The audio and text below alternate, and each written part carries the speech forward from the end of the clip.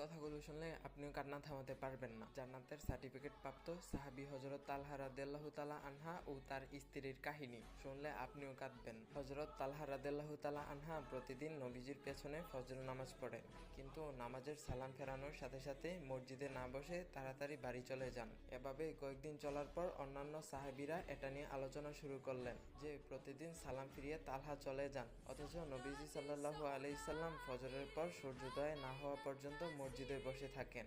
অন্যান্য সব সাহাবীরাও নবীজির কাছে বসে থাকেন। এক পর্যায়ে একথা নবীজির কানে পৌঁছলো। নবীজি সাহাবীদেরকে বললেন, আগামীকাল ফজর নামাজ শেষে তালহা যেন আমার সাথে দেখা করে। পরের দিন নামাজে আসলেন তালহাকে একথা জানিয়ে দেওয়া হলো। ফজরের নামাজ শেষে তালহা রাদিয়াল্লাহু তাআলা আনহা বসে আছে নবীজির সাথে দেখা করার জন্য। এক পর্যায়ে নবী করিম সাল্লাল্লাহু আলাইহি সাল্লাম তালহাকে ডাকলেন। নবীজি অতি মোলায়েম কণ্ঠে তালহাকে বললেন, তালহা, আমি কি তোমাকে কষ্ট দিয়েছি? আমি কি তোমার কোনো হক